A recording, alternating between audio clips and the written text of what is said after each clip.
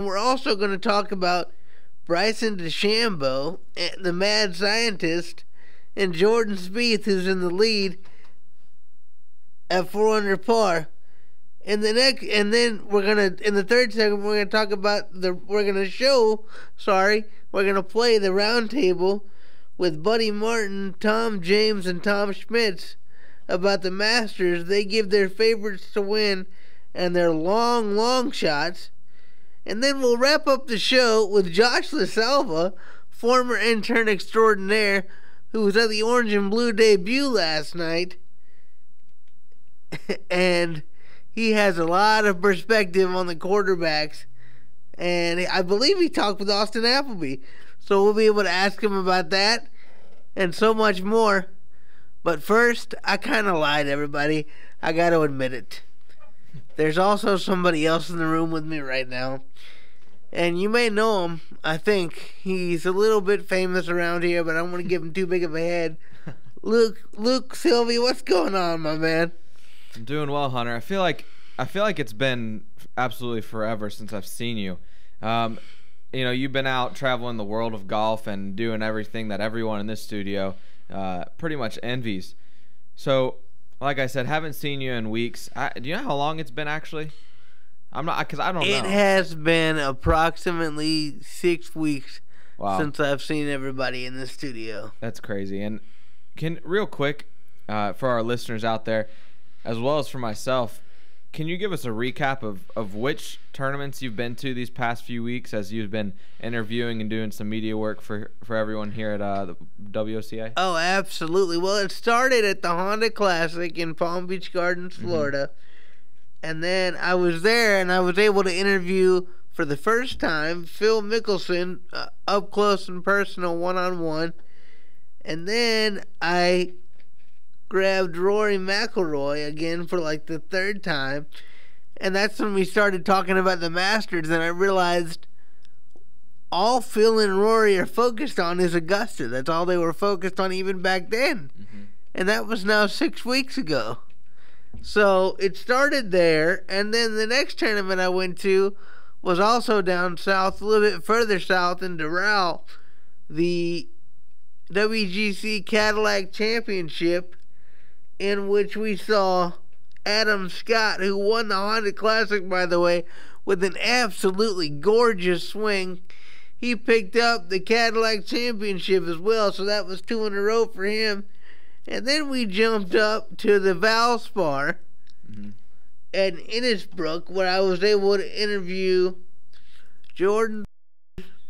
And let me tell you, man, I talked to Jordan Spieth at the Cadillac Championship first, of course, and Jason Day, but Jordan Spieth was the best one to talk to, because if you look at it, you realize, okay, he was at the time the #1 player in the world, but he gave good time and answered your questions thoroughly, and that's what I love the most, is thorough answers. So we went from the Valspar, where he tied for like 25th, I believe, and then we went up from the Valspar to the Arnold Palmer Invitational, presented by MasterCard. And now that was a tournament that's Tom and I's favorite every year. You know, Tom likes to brag about his experiences there, but no, not Tom. Yeah, he doesn't brag at all. No. My bad. No. So we were able to go see that tournament, and it was absolutely incredible. Jason Day dominated the course, so that was really fun to see. Had a lot of great experiences. Got to interview so many great golfers. And became friends with Rory McIlroy and Spieth, and it's really cool to be able to say that I know these people, and I really enjoyed the interviews thoroughly. Yeah, and Hunter, you mentioned Rory, and how I believe you said that he and lefty Phil Mickelson were really all they could think about was Augusta National. And I did some research this past week, as I tried to educate myself on golf, because I need to know a little bit more than I should. But I was looking at Rory McIlroy's resume, and one thing that stuck out to me is that he's won every other major besides the Masters at least once. He won the U.S. Yes. Open in 2011. He won the Open Championship in 2014, PGA Championship twice in 2014 and 2012. And he just got quite the resume, as he's the first European to win 3 different majors. And he's got great company, as he's got Jack Nicklaus and Tiger Woods as 2 of the 3, and he is the third, one of only 3 people to win 3 majors by the age of 25. And Hunter, how much more desirable is the Masters this year for Rory, as he knows if he wins the Masters, as he is in good position to do right now, if he wins, it'll complete his career Grand Slam. Yes, and like you said, there was only 5 other people to do this. He would become the 6th. So it is extremely important to Rory. Like I said 6 weeks ago, he was telling me all of his work was to prepare for Augusta National. So I think it's extremely important, and I think you can see his putting's finally coming around. So I wouldn't be surprised if he's right there on Sunday. I mean, he has all the tools in the toolbox.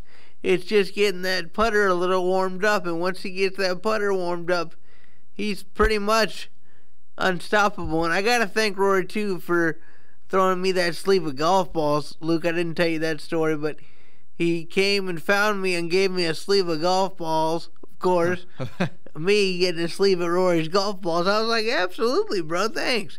So, wow. What a cool guy. I'm really happy for him to have this opportunity. I know how much it means to him. He was working all season to get ready for this. So like I said, it wouldn't surprise me if he's right there. But I think the career Grand Slam is at the top of his list. And if he doesn't achieve it this week, I think it's a big setback for him, honestly. Yeah, and you love just watching Rory play and him battle it out with the likes of Jordan Spieth, who is in the lead. And we'll talk more about Jordan Spieth later.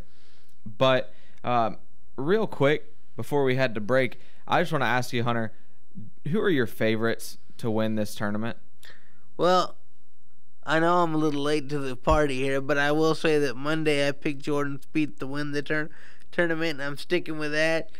But I would have to go with a long shot. I think I might spoil something here, but my long shot would definitely be Bryson DeChambeau, because he is playing some outstanding golf for an amateur, and I tell you what, he's a mad scientist. I'll go into more detail about him later, but I have some really cool insight about his clubs and how hard he's worked to get them the right way. And he's really incredible to watch, a really great person. All 3 of those guys, Spieth, McIlroy, and DeChambeau, incredible people. So we'll talk more about it coming up later on, but they really are great. And like I said, Spieth and then DeChambeau is my long shot. Yeah, and when we come back, we will talk more about Jordan Spieth and the newcomer Bryson DeChambeau as he turns pro Monday after the Masters. And we'll talk about all that, as well as the golf roundtable with Tom James, Tom Schmitz, and Buddy Martin as they give their favorites to win, as well as their long shots. And also, we will have former intern of WOCA, Josh LaSelva, who will be joining us to talk all things Orange and Blue debut last night, as he was granted media credentials to do that. We're excited and proud of Josh for what he's doing up at the University of Florida. So all of that coming back on 1370 AM, 96.3 FM, WOCA, The Source.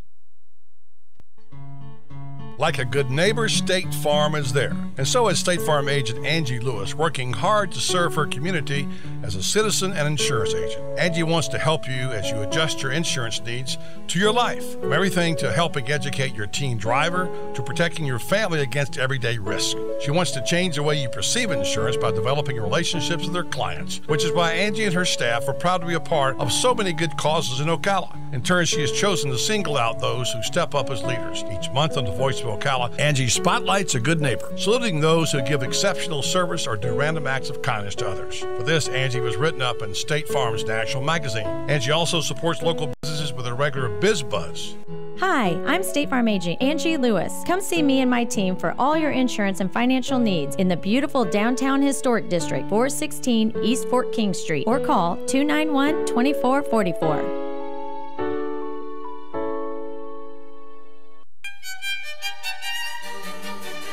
Hello, I'm Dawn Lovell, lead event designer and owner at Party Time Rentals. Have you ever wondered what it takes to make an event spectacular? Well, look no further. It's what we do every day. Whether you're hosting an intimate dinner for 10 or a gala for thousands, at Party Time Rentals, we find just the right style and elegance to make your event a success. Our extensive inventory of the finest in chandeliers, tents, crystal, china, and specialty items is featured in our fabulous showroom. Stop by and say hello. It's a great way to get ideas for an event and experience for yourself how you can make your party time special. Party Time Rentals, located on Southwest 10th Street, just off Route 200 in Ocala, and off Southwest 34th Street in Gainesville. For more information, call 352-629-8858. That's 352-629-8858. The party begins at Party Time.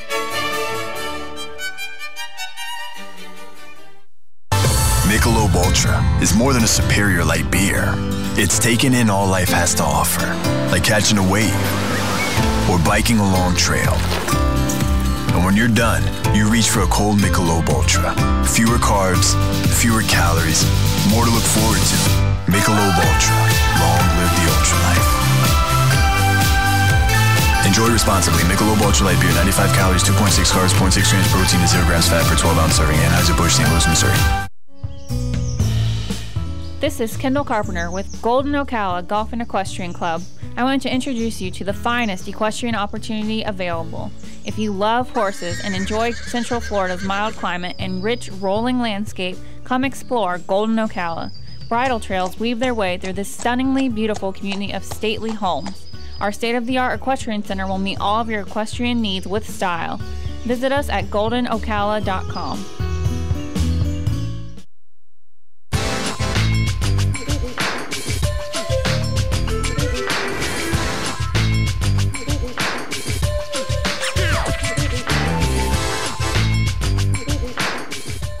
Welcome back to the Saturday Sports Page. See, I almost did it.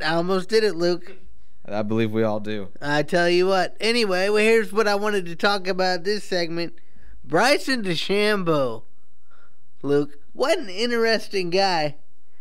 This guy, who is 22, I shouldn't say this guy.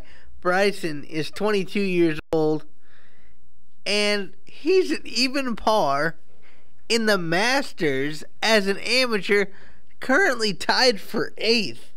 All right, Luke, and all of his clubs, by the way, are 7-iron length. This is what I wanted to tell everybody. Yeah. Every single one of his clubs are 7-iron length. Don't listen to Nick Faldo. He'll tell you they're 6-iron length. They are 7-iron length. And it took him so long, Luke, to get the clubs to where they could be played. Mm-hmm. He had to get them specially made, right. All of them, including the putter, specially made. Mm-hmm. Then he had to go out and hit them. And at first it didn't work at all. And he thought, oh, this isn't going to work. You know, he told me, he said, I didn't think it was going to work on her. My coach told me it was going to work, but I didn't think it would work. And we ended up working it out to where it ended up working. And now I've never swung better in my life. So he said he was swinging regular clubs and it wasn't working. And then with the new clubs, he went out and won, as you said, the NCAA individual championship and the U.S. Amateur in the same year. Yeah, and I believe he's the 5th one to do so. I'm looking at it right now. But he in 2015 he became the 5th golfer in history to win both the NCAA Division I championship and the U.S. Amateur in the same year. And that's just incredible to me. And also in 2015 he played in the U.S. Open. Unfortunately, he got cut, but as an amateur But as we've seen so far in the Masters, he's grown leaps and bounds. He's changed the length of his clubs. He's just done so many altercations, and it's really what you would refer to as, really overcoming the adversity of being an amateur. And he's really showing why he's about to turn pro. Well, Luke, let me tell you one thing I noticed about him in his game at the Arnold Palmer. He was playing with McIlroy the last day on Sunday, and they were both way back in the field. But he ended up shooting 6 under par that day. Mm-hmm. And that showed me that he could play with anybody. Okay? He wasn't an amateur then. To me, he's already pro. And he, like you said, he turns pro Monday after the Masters. And Luke, I had the exclusive during the interview with him. He told me he was turning pro after the Masters, and Golf Channel didn't report that for 4 more days after that. Yeah. So I had the exclusive, by the way, on that. Yeah. And Bryson, he's really comfortable right now in the position he was in. I knew how he always says, I have no expectations, but when I look him in the eye, I'm like, Bryson, come on. You got to have something, man. And he's like, yeah, I want to do well and I want to perform well. Well, let me tell you, in order to shoot even par yesterday and be even par for the tournament tied for 8th, Luke, he had to triple bogey the last hole. He was 3 under par, 1 off the lead, and he triple bogeyed the last hole at Augusta yesterday, Luke, to be even par. Yeah. Now, another player I want to talk about real quick. Well, and Hunter, real quick before we go to talking all things Jordan Spieth, I want to talk with you real quick about golf as a whole. I've been keeping up with a lot recently, especially as the majors season approaches, as the Masters being the first of the 4. It really showed yesterday with Bryson DeChambeau just how pivotal every swing you take is, and that really shows how stressful golf can be and how it can really get to you. And I maybe Bryson DeChambeau just was getting ahead of himself, thinking about him being 3 under, and it just got to him, and that's what ultimately led to triple bogey. And I believe we really understood the pressure of the Masters and golf as a whole. When, I don't know if you saw this, I just want to talk about this really quickly, but Ernie Els' 6-putt from about 6 feet away, did you see that? Yes, I did see that, and let me tell you, that is the saddest thing in golf. I felt so bad for Ernie. What a class act. Every time I see him, he comes up and says hello. He's given me his hat literally off his head before. I feel so bad for Ernie. I know how much the Masters means to him. And he 6-putted the first hole. Okay? Yeah. And I'm sorry. Yeah, 6-putted, which gave him a 9 on the hole. And he got cut at the end of yesterday, didn't he? Or was the day? Yes, he did get cut yesterday. Right. And like I said, that just shows you can't recover from that, Luke. No. I mean, you shoot 5 over on the first hole. Mm-hmm. There's no coming back from that. I mean, Ernie's a great guy, but at his age, you can't come back from that. Right. And someone who's not cracking under pressure is the man at the top of the leaderboard at 4 under, Jordan Spieth. Can you just talk to me a little bit about Jordan Spieth and what he's doing and how efficient he is doing it?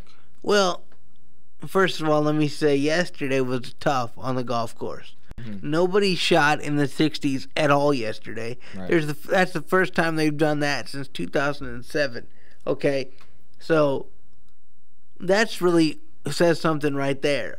But Jordan Spieth shot 2 over par, 74 to get to 4 under. And yesterday he had a 5-shot lead going into the round. Now it's just a 1-shot lead. So my problem is this. Mm-hmm. Can he keep it up with the winds? Right. It makes the course a lot longer, but he's very efficient with the putter now, and that's what he needed to get efficient with.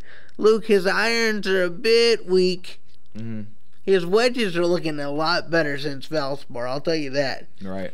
And I'll tell you, Jordan is very efficient. You're right. Mm-hmm. I shouldn't say that. I'm not trying to say he's a bad player. I'm just trying to say that Augusta's hard, okay? Right. But he loves the course. That's what makes him so good. That's why he's leading the tournament. And Hunter, he got a lot of critique for playing at all of these tournaments before the majors kicked off, or teed off, I should say.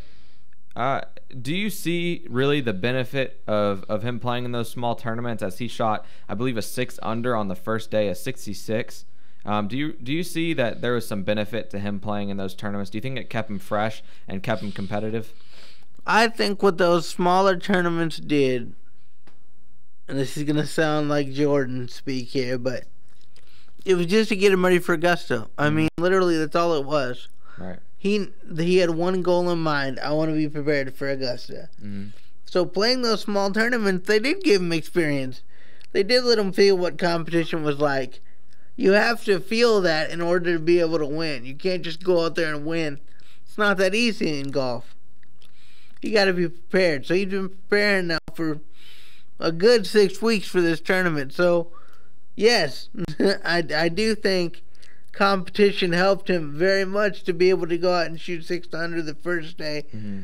We'll see what he does today. I think if he goes out and shoots around of about 2 to 4 under par, right, he's got the tournament. We'll see how it goes, though, yeah. Luke. And what do you think was the big difference between Thursday and Friday for Jordan Spieth? As we said, he shot 6 under, a 66 in round 1 and a 74 in round 2. What do you think it is that do you think it was just maybe the wind was different, maybe his mindset wasn't the same? Or I'll tell you exactly what it was. The wind was blowing harder, mm-hmm, a lot harder.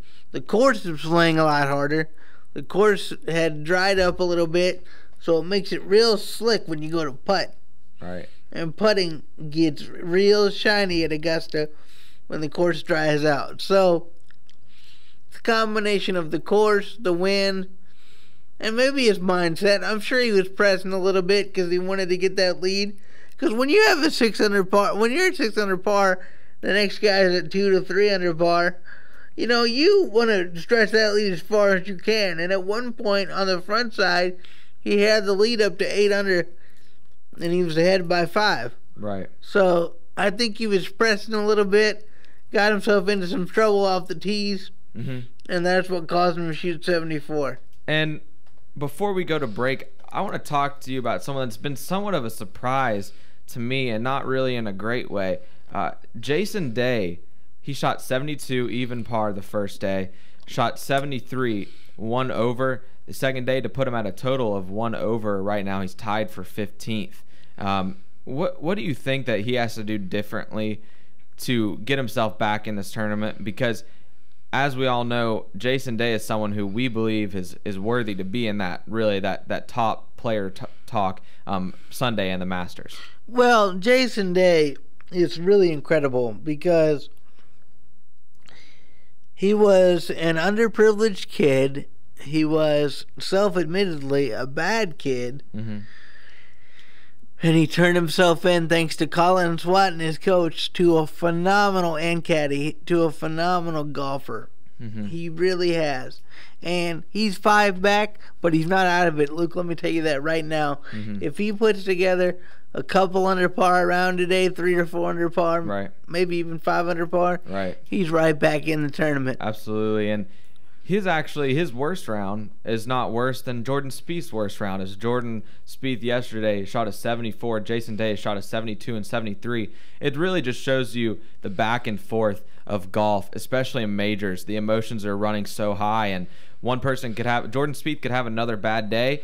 Jason Day could shoot just like Jordan did the first day, shoot a 66, and he'll find himself at the top of the leaderboard perhaps. So it just shows you the back and forth of golf, and it's going to be a great Masters weekend. And Speaking of that, coming up next, we've got the Golf Roundtable with Buddy Martin, Tom Schmitz, and Tom James. They'll be giving, as I said, their favorites to win, as well as their long shots. Those were given earlier in the week. That coming up next on 1370 AM, 96.3 FM, WOCA, The Source. Good credits, bad credits. It's none of our business because we're not an auto dealer. We're not a bank. We're not your mother. We're OcalaForSale.com. Marion County's marketplace for cars, trucks, and SUVs. We've got thousands of sellers standing by to take your call. No middleman. But hurry, don't walk, don't run. Just sit down and log on to OcalaForSale.com. Prices and inventory change daily. Offer does not include dealer upcharge. Undercutting, rust proofing, factory surcharge, or delivery fee. See website for details.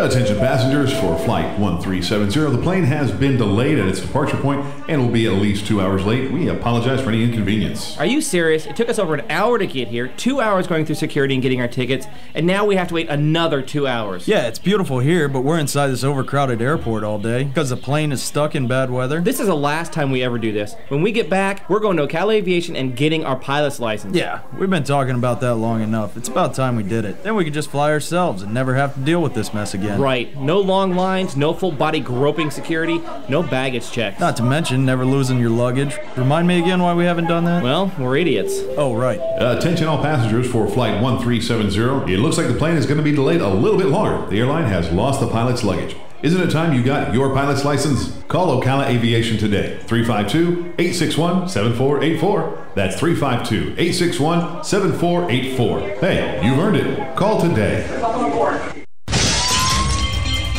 Hi, I'm Seth with AA Lock, Dock, and Security. Have you ever thought about the locks or security on your house or business? Have you ever wondered why the keys to your new car cost so much? Well, at AA Lock, Dock, and Security, we can help with securing your valuables. We can even replace those expensive transponder keys. We can give you the knowledge that no one else will. Call AA Lock, Dock, and Security at 867-1965. That's 867-1965. Want to learn more about your furnace or air conditioner? Tune in this Saturday for free tips and expert advice on how to get the most out of your heating and air conditioning system. Or get a free AC rejuvenation by being the first person to go to cleanmyac.com. That's cleanmyac.com. Saturday, free tips and expert advice how to get the most out of your heating and air conditioning system. Or get a free AC rejuvenation by being the first person to go to cleanmyac.com. That's cleanmyac.com. That was the sound of a tree falling. It could be your tree. You're going to have it trimmed, but never got around to calling Pride Tree Service. It could have fallen in a field, and now all you have to do is call Pride Tree Service, and they'll have it quickly out of the way for a great price. But don't wait until the tree falls. It may not fall in the field. It may hit your car, your house, or worse. So call Pride Tree Service today and avoid all those headaches before they happen. Pride Tree Service, 840-0750. That's 840-0750. We got one person, intrepid reporter, who's in Augusta, and another friend who is on his way. And as we're talking here on our little round table here in our world headquarters on Buddy Sports Page. And welcome to the show, our friend Ron Cyrak from Golf World Golf Digest, who is on the scene in Augusta. How are you, Ron? I'm doing good, buddy. How you been? Terrific, and I just wish I was there because this is a special time. 30 years for Jack. Amazing. Yeah, you know, that's one of the most amazing accomplishments in not just in golf, but in sports. That was, you know, and Jack said something a few years ago. I was chatting with him about it that only Jack could say, which is that if a 46-year-old won a major today, it wouldn't be as remarkable as when I did it, because think of the equipment I was playing. And when you think about that, he's right spot on there. You know, he did it playing persimmon and a wound ball. That's amazing. And so many great memories. And to me, it will always be my favorite Masters and one of my favorite sporting events. And a guy who's up that way and around that territory and spent time up and around the Augusta area and played golf up there at a place called Georgia Southern. I don't know where that is exactly. I think it's States. I know where it is. My producer, Tom Spitz, went to school there. But anyway, is Mike Cooney. He's the director of golf at Golden Ocala Golf and Equestrian Club. He's on the line, Ron, and just want to bring him in for a little discussion. Let's talk Nicklaus for a minute. In 1986, what was so special about that? And I know, Ron, you know the story of Tom McAllister, which is part of it. Mike, welcome to the show. Thank you, sir. Thanks for having me on. I'm up here in Statesboro, where Tom Schmitz was the the famous football player up here. We're so tired of hearing about that, really. I mean, you know, famous, huh? They let you in town if you mention his name. I don't know. It's a toss right there. But you're right. Tom is well known, but for other reasons. We'll move along. I saw his name on one of the billboards. I wasn't sure if it was beer or if it was for Tom. Yeah. Ron, and you and Todd, and you and Mike, with me on this. If you remember the story about Jack's staying in a house there that 1986 and going up to in the kitchen and looking on the refrigerator and seeing an article written by Tom McCollister, an advance from the Journal-Constitution Atlanta, advancing the Masters, saying basically Nicklaus was too old, had no shot to win it. Do you remember that, Ron? Absolutely. He used his motivation all week, and you know, in fairness to Tom, Jack hadn't won a major in 6 years, and he was 46 years old, and was really not expected to be a factor. But Jack, being the champion that he is, he dug down. He used that for motivation, and shot a little 65 on Sunday. Was there one shot, Mike Cooney? I know you're a student of the game, and you appreciate that. Was there one shot you remember there on Jack or one moment in that event in 1986 that you recall that is vivid in your mind, Mike? Yes, sir. Actually, two. The approach shot, the second shot into 15, the 3-iron. I think it was a 3-iron he hit in there, if I'm not mistaken, and made the eagle there. And then also the 5-iron on 16, where he hit the shot, and he was picking up his tee, and his son, Jackie Jr., was saying, "Be good," and Jack said to his son, it is, and he was that confident. So those two shots actually stick out in my mind. That was a great one, wasn't it, Ron, that moment at 16? Oh, it should have gone in. Yeah, you know, and those are two memorable moments, and it just showed the way he played. Well, you know, every year, part of the storyline of the Masters is this golf course, and that back nine is just so special. The fact that there is a 30 out there in that back nine, if you're playing well, is what's made this tournament so uniquely energized every year. And that was, you know, you can shoot a big number back there, but boy, there's a lot of great risk-reward holes on the back nine, and Jack took advantage of all of them. Yeah, I have, my thought is a moment when it didn't involve Jack, but if you remember, maybe, Ron, were you at that event in 86? Were you there? Okay. Yeah. We were at the old Quonset hut, as I recall, right? That's one. Yes, we were. And there was a moment there, it was there, I believe Sebi was at 13, or maybe it was 15, when he topped it in the water. You remember that moment? Yes. He hit it in the water. Now, you know, usually speaking, and Mike, and you might not know this, in a press area or a press box or whatever, they have, you know, the old cliche, no cheering in the press box. If you recall, I'm not sure where you were, I happened to be in the Quonset hut when that happened, and the entire press corps yelled out, "Wow!" Big roar when Sebi hit it in the water. Remember that? It was amazing. Yep. And my friend John Finneran of the South Bend Tribune said, Gentlemen, a little decorum, please. Yahoo! And it speaks to the issue of how you just wanted to cheer at that moment, didn't you, Ron? Yeah, absolutely. And you know, I mean, it's the same thing too. We tend to forget in there that Norman made a great birdie on 17, and then fams it wide right on 18. That really let that get away. So, yeah. You look back at it, it was an awesome leaderboard. Oh, wasn't it? And great. And I don't know what else you mentioned. Two good shots there, but to me, and Ron, you said it right. It was like not just the Masters on a golf event, one of the great sporting events of our time, in my lifetime for sure. Tom Schmitz and Tom James are here. Mike Cooney from Golden Ocala Golf Equestrian Club, and Ron Sauer, Golf World Golf Digest here on a little roundtable discussions. And the guys got a couple questions for you. You know, you're talking about the 19. That's Tom, by the way. Tom Schmitz here. Tom Schmitz here. You're talking about the 1986 Jack Nicklaus Masters. 10 years later, the 20th anniversary is this year as well. Maybe one of the most colossal collapses you've ever seen somebody have with Greg Norman. Talk about, Ron, what was going through the minds of everyone as they were watching Norman just collapse on the back nine of that Masters. Well, I remember I walked the front nine with him. I was working for the Associated Press then, and I walked the front nine with Greg, and then I had to come into the media center to watch the back nine on TV, because when you're working for the AP, you got to be able to write as soon as the last putt drops. And I just remember the mood of disbelief that was going on in the media room. It was painful. Nobody really wanted to see it happen. Everybody felt bad for Greg and the way it was unraveling. But, a year later, I interviewed Faldo and Norman separately and had them each take me through that entire final round shot by shot and talk about it.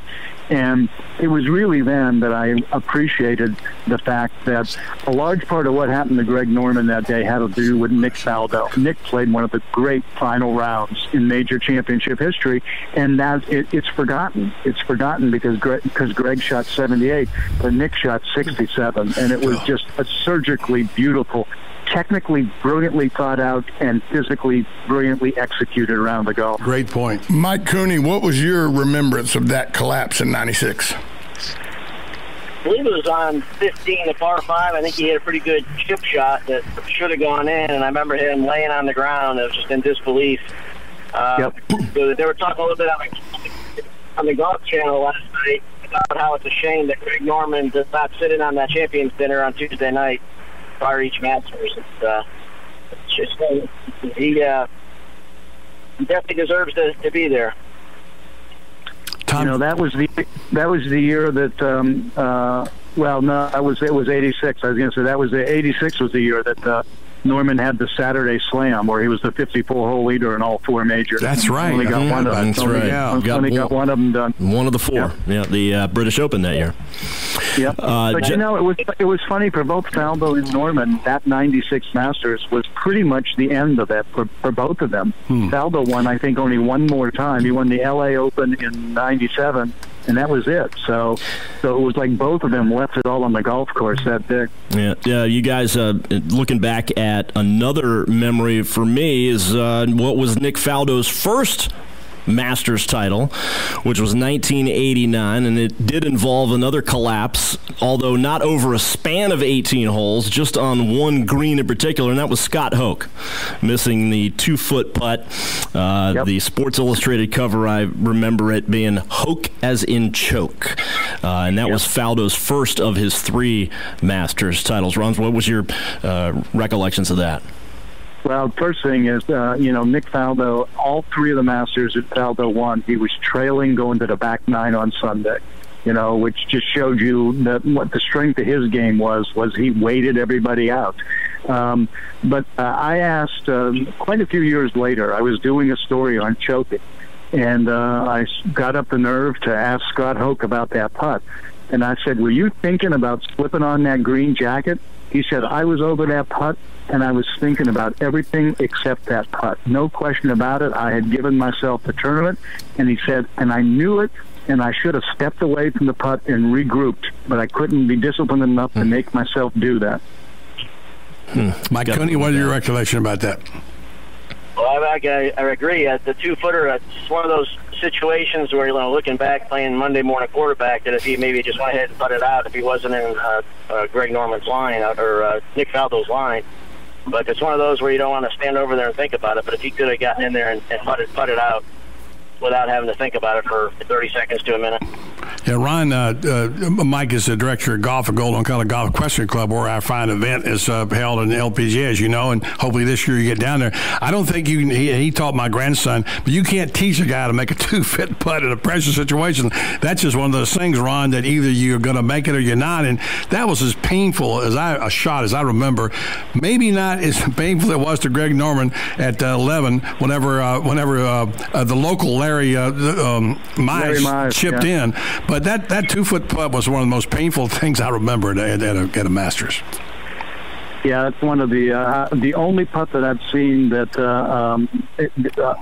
in a major championship shorter than that missed was IK Kim in the Dinah Shore tournament a couple of years ago. Missed one about 18 inches, which was the shortest putt I've ever seen somebody miss when they were trying. I've seen people trying to one-hand the ball in the hole and miss, but then we had. Well, you had Hale Irwin's backhand miss. Remember that one? It was about a foot. Doug Sanders in the British Open. Yeah. But I'm sure you remember Ed Snead 3-putt in the last 3 greens of the actual tournament in 1979 at the Masters. He went into a playoff with Fuzzy Zeller. Yeah. It was tragic. All right, Mike Cooney from Golden Ocala Golf Question, Ron Sarek, Golf World Golf Digest. I just have this one final question, and gentlemen, you can join in. Is there one line, written or said after all these years that sticks with you? And I'll give you one because we've heard it and read it and written it 1,000 times, and we know it is somewhat true. The Masters doesn't start till the back nine on Sunday. That one sticks in my mind. Is there one that you guys think of when you think of Augusta? To Henrik Stenson yesterday in the press room, he was saying that he disagreed with that, and I know you hear it so many times, but he said he disagrees. He believes it begins Thursday morning on the front nine, because if you don't play well Thursday and Friday, you're not around for the back nine on Sunday. Well, of course, we all know Tiger shot 40 on his first 9, right, at Augusta that year before he came back and won that. What was your line, Ron, that you remember? Well, I'll give you a throwaway line that Sam Snead had, which was, every year at Augusta they change something here, but they never tell us what it is. They got a little bit better about doing that. So one year Sam says, they moved the tee back on number 1. And everybody, because they would never change the yardage on the scorecard. It would still say the same. It did for about 40 years. Snead said they moved the tee back on 1, and the club official said, no, we didn't. And Snead said, well, you either moved the tee back or you moved the clubhouse forward. One of the two.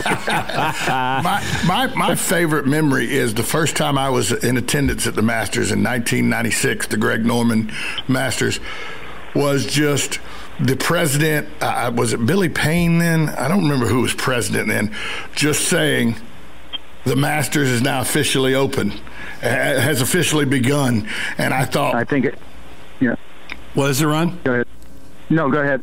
And I thought I was like, wow, you're really here at the Masters. That was for me, for the president to say the Masters is officially open or officially begun, that meant that I was really at the Masters.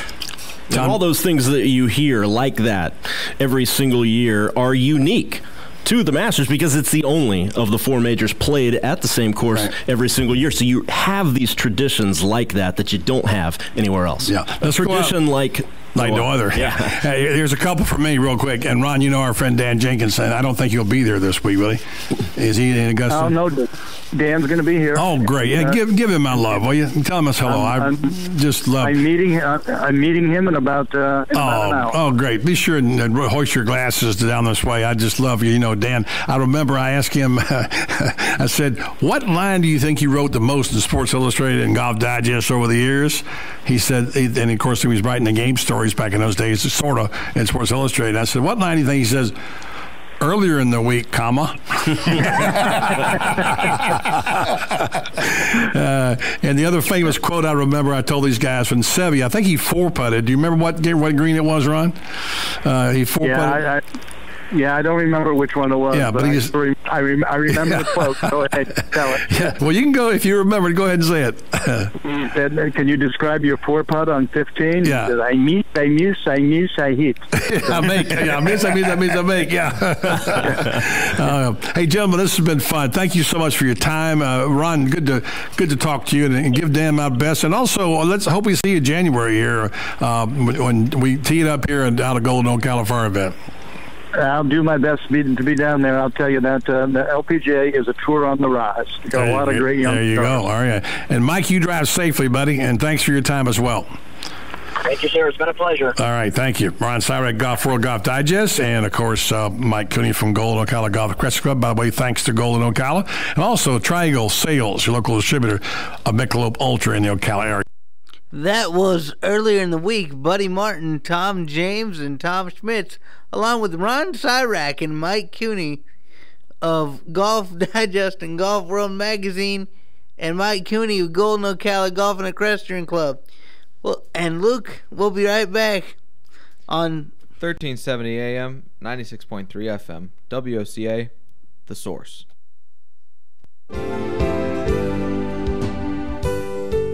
Do you suffer with frequent migraines?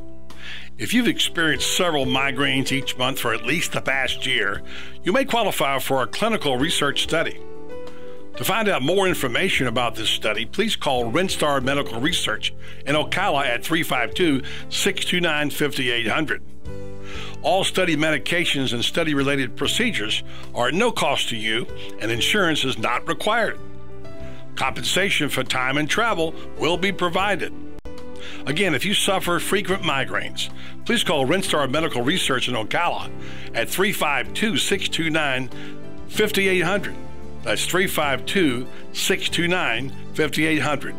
Renstar Medical Research, seeking tomorrow's answers to the health questions of today.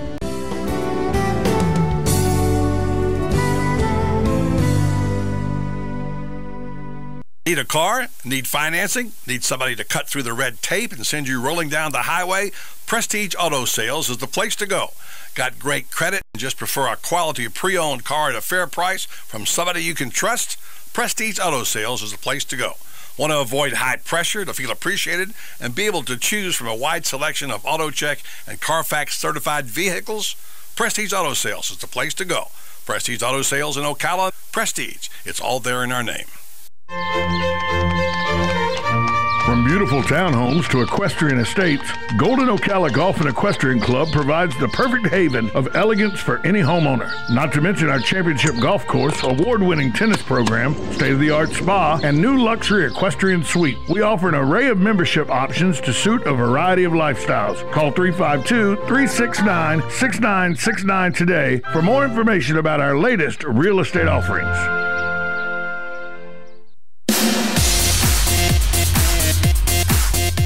Are you in the process of planning your wedding reception? Or are you planning that birthday party for someone special? Or maybe you're just looking to throw a party for yourself? Are you in charge of this year's company outing and looking for something fresh and fun to do? Well, KT Entertainment is your answer to all those questions. We provide music, trivia, and karaoke for everybody's enjoyment. If you would like to get in touch with KT Entertainment and find out about our competitive prices, call us at 352-512-2611. That's 352-512-2611. Or you can find us on the web at kt4fun.com. That's KT, the number 4, fun.com. So remember, whether it's a wedding reception, a party, or a company outing, it's KT Entertainment for all your karaoke, trivia, or musical needs.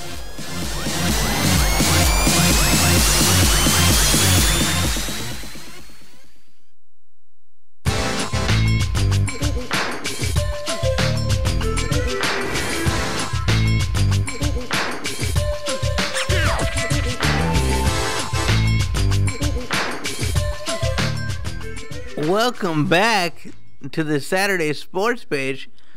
I think we have some sort of like special guest on the phone. Apparently this guy was at the Orange and Blue debut last night. He's getting a big head. He works for a big station up in Gainesville. Gets to go to the Golf Channel set and sit with fake pairs. Doesn't even invite me, Luke. Yeah, and that guy you're talking about is actually my future roommate at the University of Florida, Josh LaSelva. Josh, how you doing? I'm doing pretty well. A little bit tired after a long night at the Orange and Blue debut, but nonetheless, it's a great morning knowing that we might have found our quarterback for the next season. Yeah, and you talk about that, and there was quite a few quarterbacks that were thrown on the field last night. Which one to you? Give really the top two. Which were your favorite two quarterbacks last night that performed well? Well, as it stands right now, Luke Del Rio, to me, I mean, you just looked at his numbers from last night. 10 for 11. Mm-hmm. He had 176 yards. He threw 2 touchdowns. He had no interceptions. He went through his reads. He progressed very nicely, knew how to find the guy that was open. He really just played what the defense gave him. And to me, that's what stands out when you look at a guy who has good pocket presence, and he knew what to do with the football. And then Austin Appleby, he also, that's the Purdue transfer that some people were wondering, okay, well, what's going to happen with Luke Del Rio and Austin Appleby, two of the more veteran guys that are in the system. Austin Appleby had a good night, too. He went 8 for 11. He had 80 yards. He didn't have a single touchdown, but that's because they ran the ball instead of threw the ball in the red zone. So Austin Appleby and Luke Del Rio are the two guys who are the serious contenders for that starting role when it comes to the fall season. The other two younger guys, the early enrollees, Kyle Trask and Felipe Franks. Kyle Trask was very surprising. I watched him in the spring practices. I've been watching the team as they sort of have grown into the orange and blue debut for the past couple months. And Trask has really come into his own. He started off a little shy, a little gun shy, but he has a great arm. He has a very accurate throw. His pocket presence as well, and he knows how to roll out and evade pressure too. That's something that we saw yesterday. It was pretty impressive. However, Felipe Franks, he had a tough night. He threw 3 interceptions, and his first 4 attempts passing the ball, he threw 3 interceptions. So pretty tough for him. He completed the game pretty strong, though. He drove down the field and recorded a touchdown. But Felipe Franks will be, and he was the 4-star recruit who flipped from LSU and then committed to the University of Florida late on. But he might be the one that's going to be receiving that red shirt. So number 1, Luke Del Rio. Number 2, Austin Appleby. Number 3, Kyle Trask. And then I think Felipe Franks will be receiving a red shirt here. All right, Josh, I got a question for you. You know, you mentioned Luke Del Rio, 10 for 11, 176, 2 touchdowns. Jim McElwain was basically saying earlier in the spring, I believe, that Del Rio basically, he wasn't really impressed with many of the quarterbacks, but it looks like Del Rio can shine in prime time under the lights. Do you think he just let it fly yesterday? Was that the key? And I think really what it had to do with, it was just up for grabs. And really, when you have a situation that's a full-out competition, and then when it comes to being in between those white lines and who will perform the best, I think you really saw who can just take hold of the situation and take hold of the moment. And I think Del Rio came into his own, and he even mentioned that in the post-game presser that, the early practices in the spring, he was a little timid. He had bad footwork and this and that and the other, but he stayed late. He grinded it out, and that's what you want to hear about a leader too. Leads by example. He works hard, and really that whole quarterback group, they all work hard. I mean, all of them have gotten here not for just being lazy, but man, they've been really busting it over the spring. And I think Del Rio had a rough start in the spring, but the conclusion and heading into the summer, I think there's a lot of momentum for him to be the number 1 guy. And even if you give him a slight lead or a lead overall for being the starting quarterback, make no mistake about it. If he has a bad summer, don't be surprised if Appleby gets the first start for University of Massachusetts game. I mean, it's really that nip and tuck. If one guy does great, then he's the guy. If one guy doesn't do great, then the other guy's the guy. So we'll really have to see when it gets closer to time. But I think the summer months heading into it, Del Rio's the favorite. And Josh, let's switch to the other side of the ball as we talk about defense. We being the Florida Gators, lost Vernon Hargreaves, obviously, to the NFL draft. And who do you see really stepping up to be that defensive star this season? Well, obviously the compliment of Jalen Tabor. Right. Jalen Tabor didn't even get a look last night. I don't think they really threw the ball to him too much or over to that side of the field. Jalen Tabor, one piece of his game that they really wanted to develop was his physicality. Whenever he made a tackle out in space, that he pushed the guy backwards instead of allowing the guy to move forwards to gain 2, 3, 4 yards extra. But one person last night that stood out was defensive back Duke Dawson. You got to get familiar saying his name. Duke Dawson had 2 interceptions, both of which off Felipe Franks, but one of which was a pick 6, and he looked like that guy he was just a ball hawk. Mm-hmm. He really could read the routes. He understood where the quarterback was going through his reads.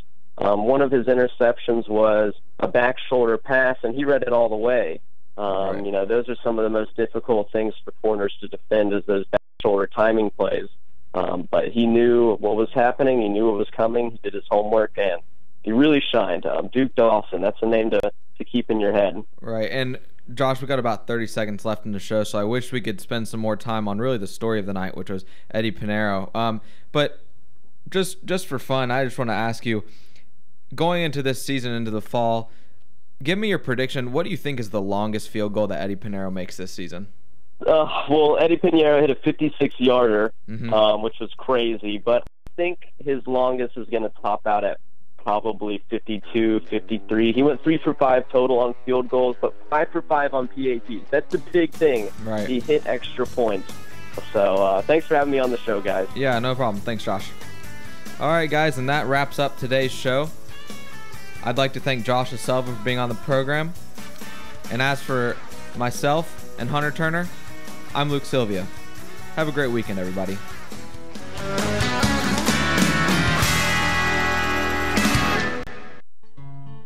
Like a good neighbor, State Farm is there. And so is State Farm agent Angie Lewis, working hard to serve her community as a citizen and insurance agent. Angie wants to help you as you adjust your insurance needs to your life. From everything to helping educate your teen driver to protecting your family against everyday risk. She wants to change the way you perceive insurance by developing relationships with her clients, which is why Angie and her staff are proud to be a part of so many good causes in Ocala. In turn, she has chosen to single out those who step up as leaders. Each month on the Voice of Ocala, Angie spotlights a good neighbor, saluting those who give exceptional service or do random acts of kindness to others. For this, Angie was written up in State Farm's National Magazine. Angie also supports local businesses with a regular Biz Buzz.